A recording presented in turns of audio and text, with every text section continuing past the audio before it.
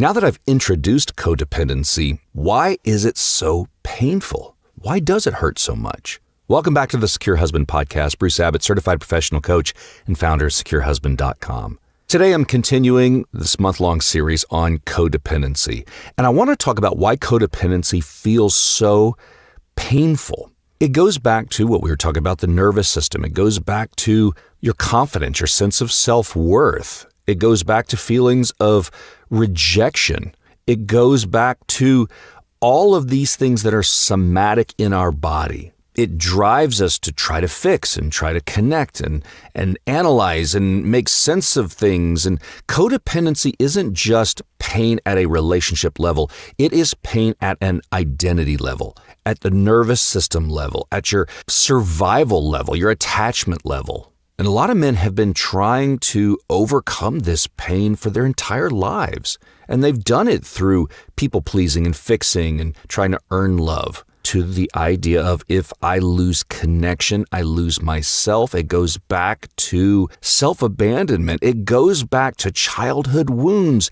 It's life and death when you're a little kid. That's why it hurts so much. Yeah, it's pain in that moment, whatever that moment may be, whether it's being rejected by your wife at that moment, or maybe it's a conflict or a conversation that has become hurtful. Whatever that moment is, the pain is bigger than that. And I remember thinking, this shouldn't logically hurt so much. If she doesn't initiate, or if I get rejected, or any of the things that I talk about here in this podcast, you're not reacting again to that moment. Your nervous system is reacting to a lifetime of things. This is why the pain is so deep. It's cumulative.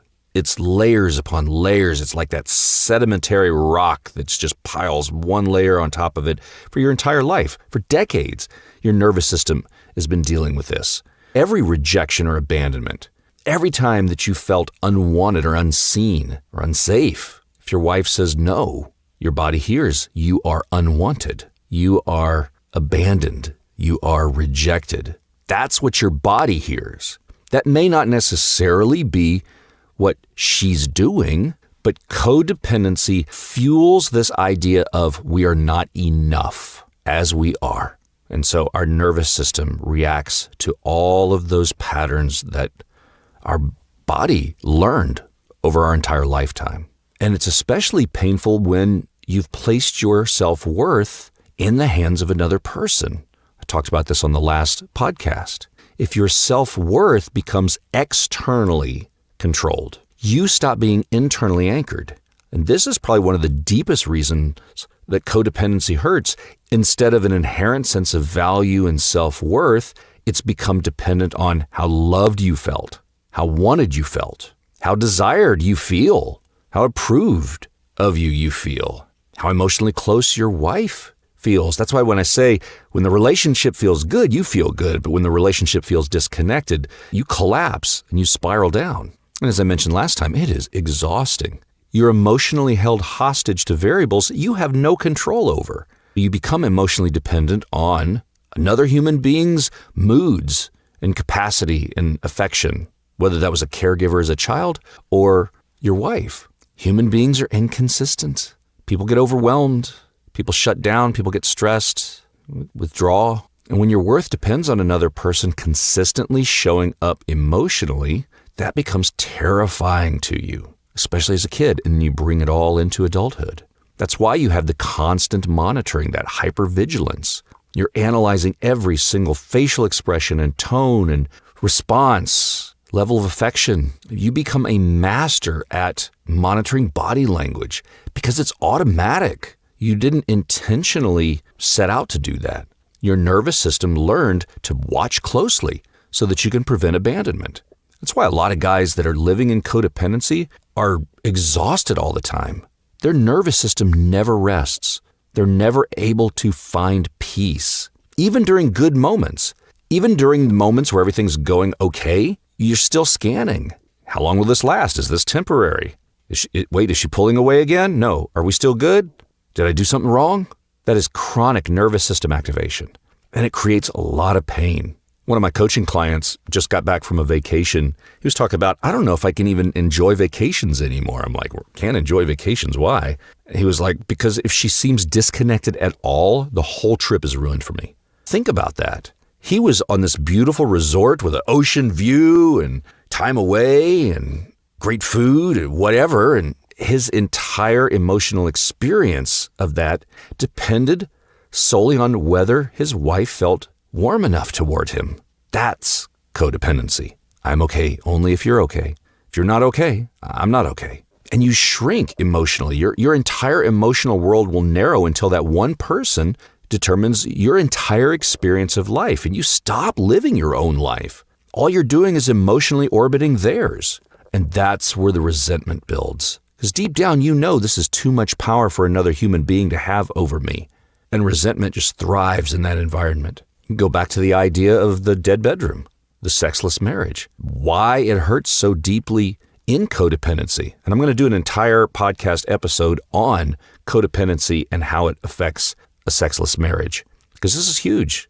In codependency, intimacy becomes more than just the intimacy. It becomes that validation, that proof of love, proof of acceptance, proof that you're chosen and desired and worthy, proof that you're not abandoned. When that intimacy disappears, it's more than just sexual. It destroys you emotionally. And I'll go more into detail on the next podcast episode.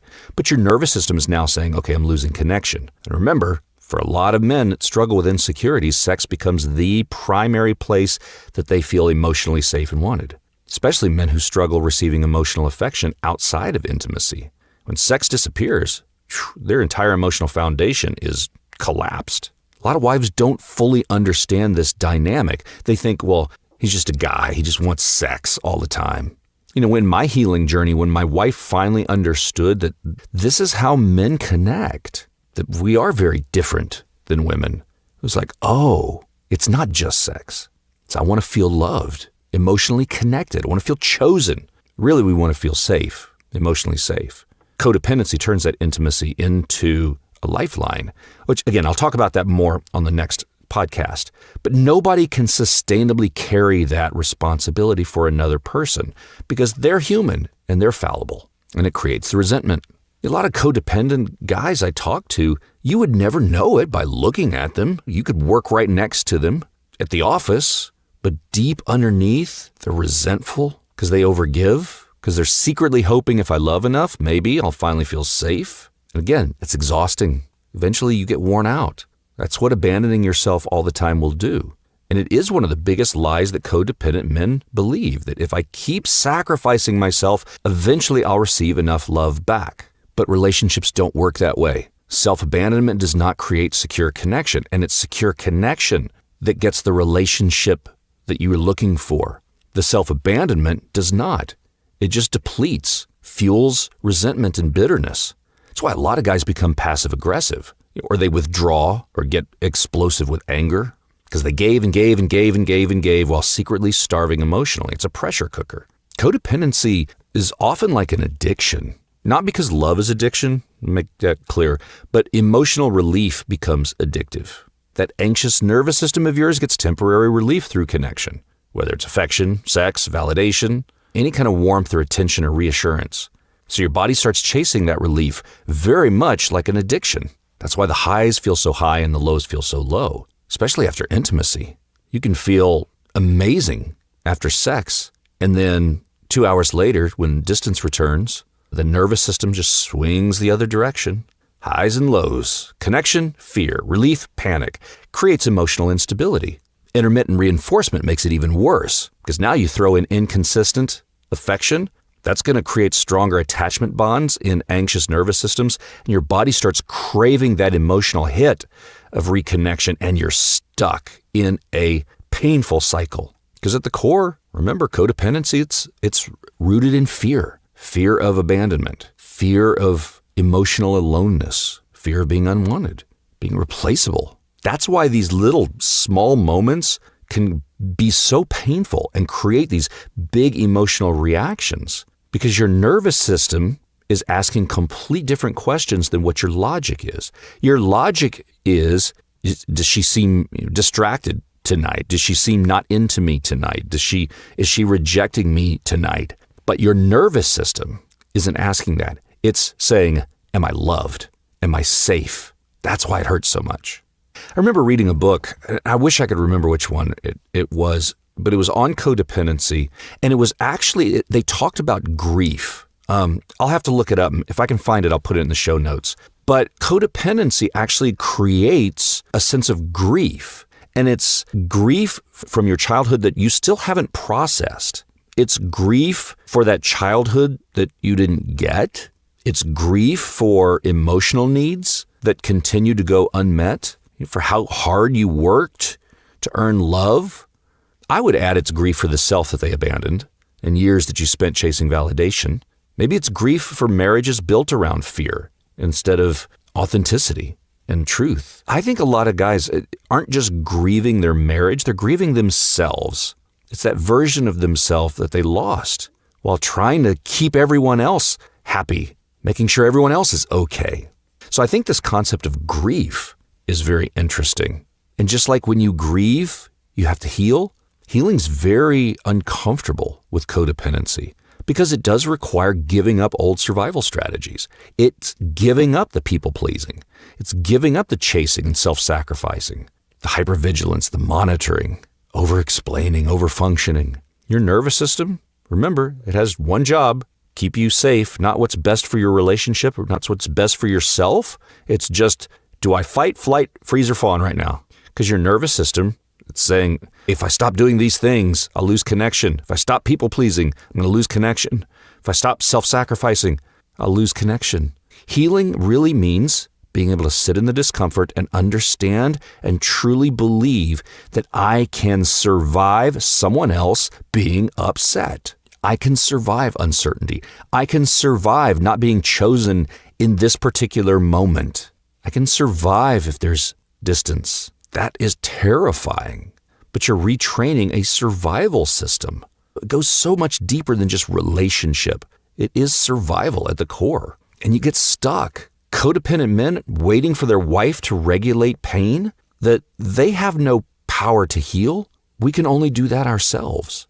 That doesn't mean that affection and intimacy aren't important and they don't matter. They absolutely matter. But if your nervous system says, I can't emotionally survive unless she consistently reassures me, then your healing is not fully dependent on her changing. You got to focus inward. It's not because your wife has no responsibility, but it's because your nervous system needs that stability that cannot fully depend on another human being. And I mentioned last time, healing does not mean you become withdrawn and detach. Healing codependency is not becoming avoidant or maybe an unhealthy sense of independence. Healing means you become emotionally anchored. You still love deeply. I always say you have so much self-love that it overflows and you give that love. You love deeply. You still desire connection. You still want intimacy, but your nervous system stops collapsing every time that connection fluctuates. So you stop making your wife responsible for regulating your worth. You become steadier and more grounded, calm, at peace. And when you become more at peace and self-connected, when you become emotionally resilient, that creates a healthier attraction and healthier connection with your wife. It's ironic as hell, but the secure energy feels different to her, and that draws her in. That's why I talk a lot about this is the key to healing marriages, and nothing against all the love languages. I mean, let's face it, is there a dismissive avoidant that doesn't say in couples counseling that my love language is acts of service? I mean, it's almost cliche. It's the secure energy that draws her back in, because that secure energy, it's not clingy, it's not needy, it doesn't emotionally suck the life out of your wife. It just remains connected to you. So that energy fills you. And that's how you overcome the pain. That's how healing codependency happens, and you no longer have to live in the pain and resentment of it. I spent my whole life feeling like, subconsciously, I didn't realize this at the conscious thinking level, but I spent my whole life believing that my job was to keep everyone okay so that they would love me and see me and understand me and hear me. Underneath all of that is a belief that is based solely on a wounded nervous system that is terrified of disconnection. That's why it hurts so much. So as I'm diving deeper into codependency this month, I'm going to talk about lots of things. I'm going to talk about why anxiety and codependency are tied together. I'm going to talk about how that codependency affects the bedroom, people-pleasing, boundaries, why codependency destroys attraction, and how the healing actually works. Remember, the goal is not to stop giving love and withdrawing. The goal is secure connection where you matter too. And again, you have so much love for yourself that you can overflow it, because we do not do well with self-love. We are not self-compassionate people. The insecurities drive that, and you can heal through it. And that's what really becoming the secure husband is all about. It's healing that process. So I hope you get a lot out of this podcast series. I tend to get a lot of feedback that they really like when I focus on these topics for 1 month, because we can really dive deep as opposed to just jumping from topic to topic. So I'm listening to you. I'm hearing what you're telling me. I'm taking the feedback at heart. And I think that this is going to be a very important theme this month. I encourage you, if you don't already, hit that subscribe button. Go give this podcast a review on Spotify, Apple Podcasts, wherever you listen. That helps the algorithms share this with more men. I get comments all the time. I mean, probably at least a couple every week. They're like, where has this podcast been? I've never found it. And now that I find it, I just binge listened like 50 episodes. If you would give a review, that really helps the algorithms. And if you need help, I've got courses. I've got some new ones that are coming up here in the next few weeks at securehusband.com/resources. Very inexpensive self-guided courses. If one-on-one coaching is not an option for you, I encourage you to go check these out. Several hours of video in each one. There's worksheets, there's reflection questions. It's something that if one-on-one coaching is not an option, with finances and the economy the way they are, hopefully it's something that you can get a lot of benefit. I believe they're very powerful. And if one-on-one coaching is something you'd like to explore more, visit securehusband.com. Fill out that form for a free 30-minute consultation. It's just a conversation, no sales pitch. We just talk about your situation and see if one-on-one coaching is something that you're interested in and you think can help you out. I'll see you on the next Secure Husband podcast. Thanks for listening.